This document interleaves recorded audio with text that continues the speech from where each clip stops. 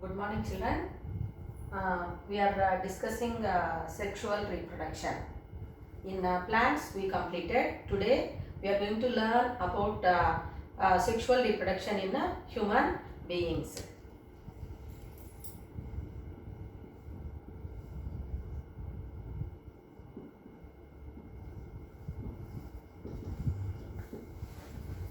Sexual reproduction in placental animals, taking an example, human body. Before we go for this, you learned the male reproductive organs and female reproductive organs in plants. So male reproductive organs are anthers, that is androecium, and female reproductive organs are said to be gynoecium, and they are producing male and female gametes that results in the fertilization, pollination, then fertilization, formation of zygote, like that. So here in sexual reproduction in animals, well defined reproductive organs we are going to observe. Is it clear to you? That is male reproductive organs are testes, male reproductive organs,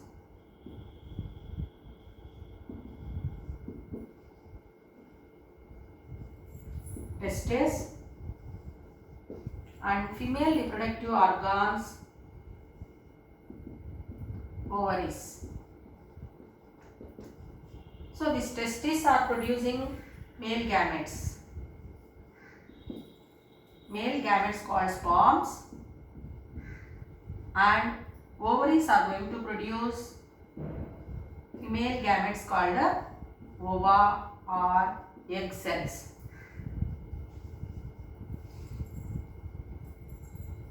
So here sperms are produced by testes and ova are produced by ovaries, and the fusion of male and female gametes is going to happen.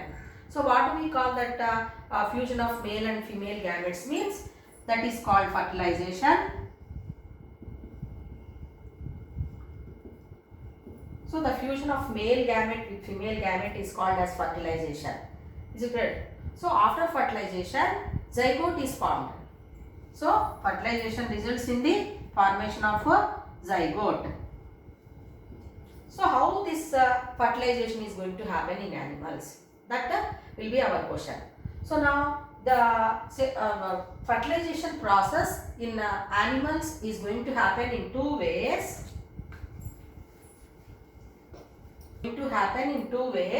One is said to be external fertilization, and second one is internal fertilization. Internal fertilization.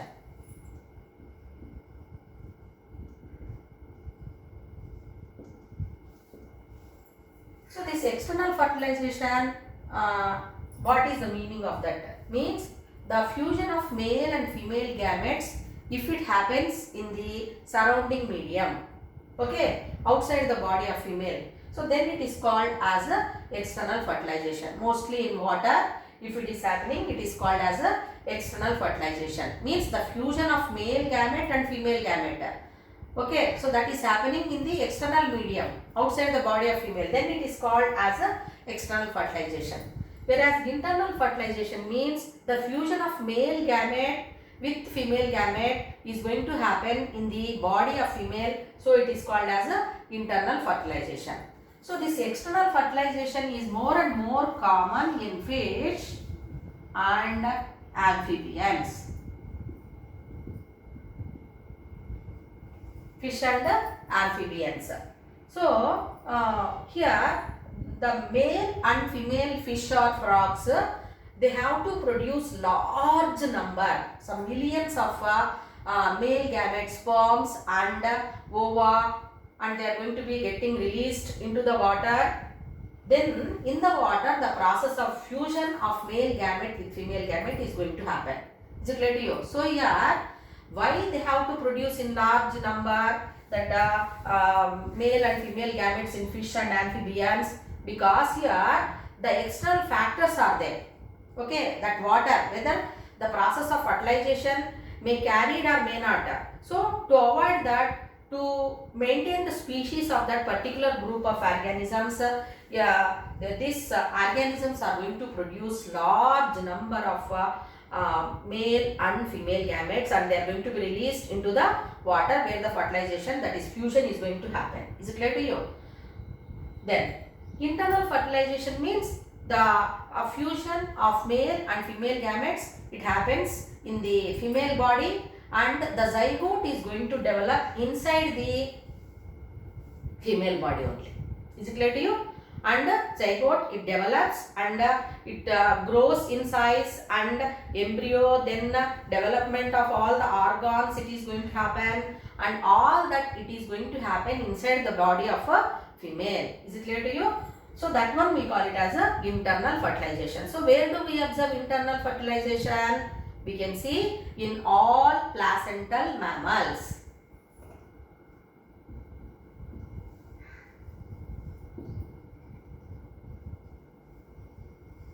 Not only these placental mammals, because this group is highest level in the evolution.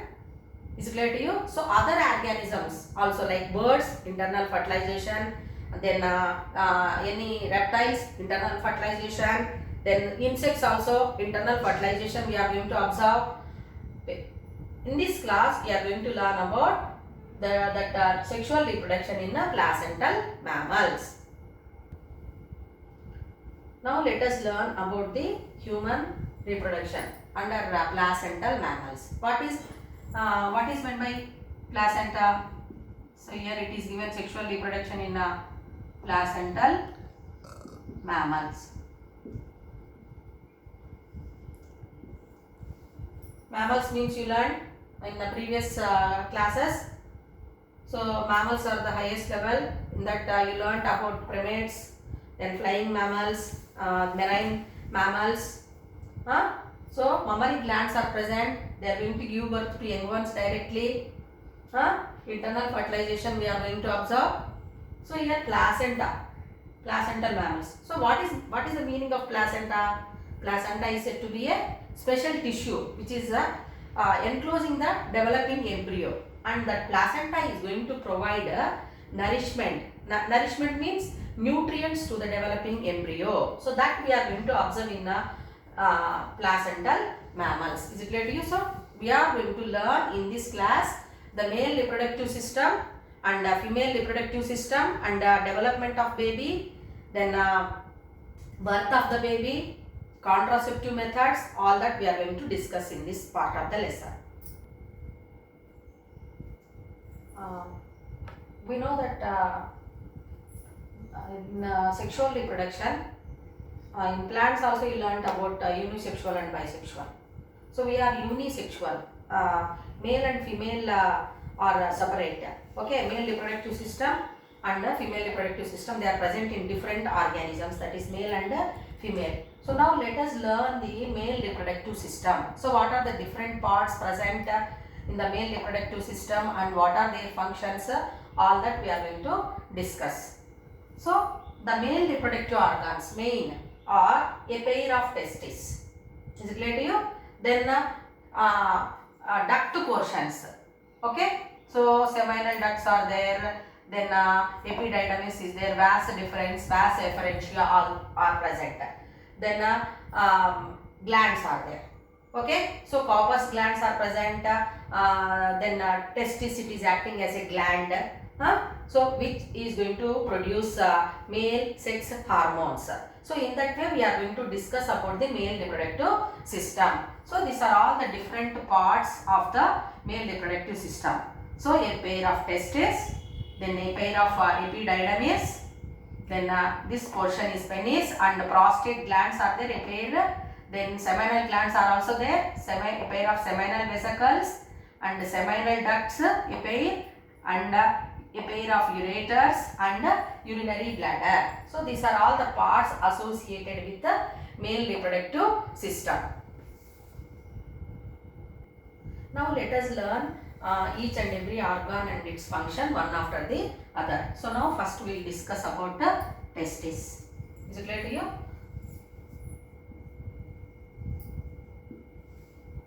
So these testes are present in the abdominal cavity. A pair of testes are present, and these are surrounded by a sac-like structure called scrotum. And in the abdominal cavity, they are not present inside the body. So these testes are present in the male reproductive system outside the body. Okay, they are seen outside. Then the testis, this scrotum is sac-like structure. So testis will be there like this, and it is covered with a scrotum, means sac-like structure, and it is giving protection to the testis. And inside this testis, a large number of seminiferous tubules are there present. Seminiferous tubules. So these seminiferous tubules are undergoing repeated mitotic division and followed by meiotic divisions, and these are going to produce a large number, million number of sperms. Is it clear to you? So seminiferous tubules, they contain the actually germinal epithelial tissue is present, which helps in the production of large number of male gametes called sperms. And one more important point you have to remember here, as these testes are present outside the body and they are surrounded in the scrotum, and here the temperature of the testis is maintained here 2 to 2.5 degrees centigrade only. Why it is there like that? This temperature is necessary, or it is enough for the testis to produce sperms. Whereas if they are present outside, inside the body, then human body temperature, you know that is 37 degrees Celsius or 98.4 degrees Fahrenheit. So that much temperature is not needed for the production of sperms, because body temperature is high. So that temperature is not needed. So the scrotal sacs are present outside. Testis is also present in that outside the body only, where the temperature is maintained, which is necessary for the production of sperms. Then the testis not only helping in producing the sperms, which are said to be the male gametes. So it produces sperms. Apart from that, this testis is helping in producing a male sex hormone,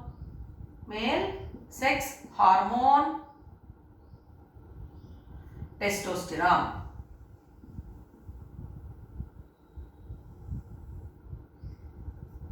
Testosterone. Is it clear to you? So sperms are produced by the testis. Apart from that, male sex hormone called testosterone is also produced, and this testosterone is going to help in producing the sperms. Apart from that, it helps in bringing secondary sexual characters in males, which you read in the coordination in living organisms in your previous lesson. The seminiferous tubules, they form a pair of seminiferous tubules are there, and they open into vasa efferentia, and they form as a coiled tube-like structure, which we call it as a epididymis. Each testis, epididymis is arising and it continues as a duct. Okay, seminal ducts. Then seminal vesicles. Seminal vesicles are also there, and these are going to open into the abdominal cavity, and where the urinary bladder is there. Urinary bladder means what here? The semen and sperms which are produced, they are also going to be released into the urinary bladder through this seminal vesicles, seminal ducts, etc. The prostate glands and seminal ducts which are present, they are going to help in producing the fluid part, which helps in providing nourishment for the sperms, and they are also going to help in maintaining the what is that environment in that male reproductive system, that neutralizing the acidity walls of the urethra, and free flow of sperm is going to happen because of prostate glands and seminal ducts or seminal glands, which are going to produce the fluid content. Circulatory ducts which are forming as a vas deferens, and these sperms which are released are going to be just passed on to the urinary bladder. So from the urinary bladder it enters into the urethra. This structure is a penis, and there is an opening called urethra, through which the sperms are going to be sent out of the body. There is a common passage in male reproductive system. There is a common passage for sperms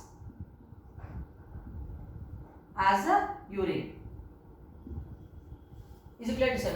So the sperms which reached all the way, and they are going to be sent out of the body. So even that urinary bladder, whichever is collecting urine, it is sent through the ureters.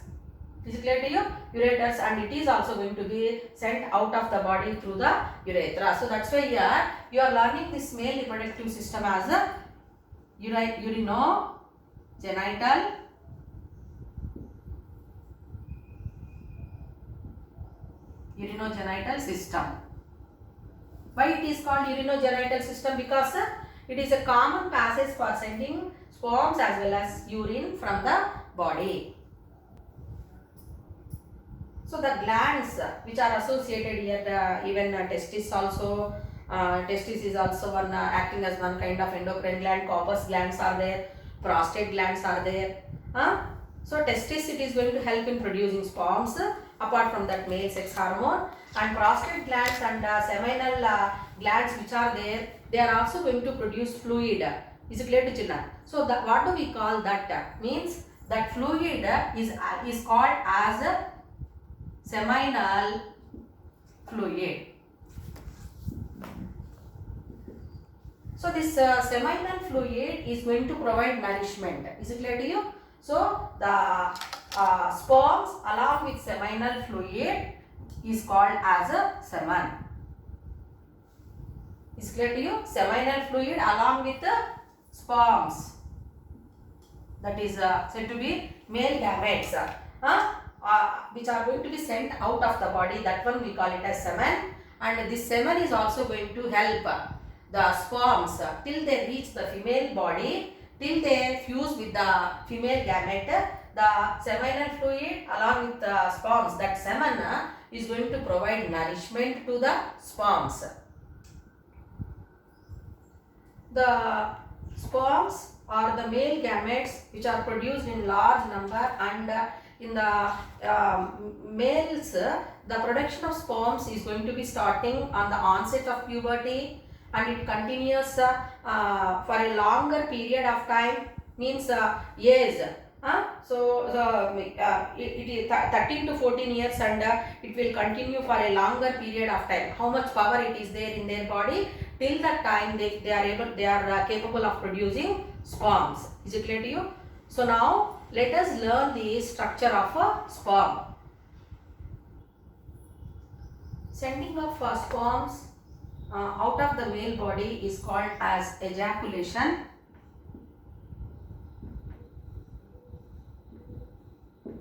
And here that a large number of sperms which are produced, out of that 60% of the sperms, they have normal shape and size, structure, and 40% they are having vigorous motility. Okay, so that is the reason the sperms are produced in large number. Is it clear to children?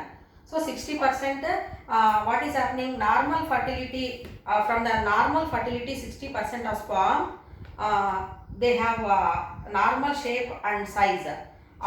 And 40% of them only are very much vigorous, active in nature. So that is the reason the sperms are produced in the large number. So now let us learn the structure of sperm.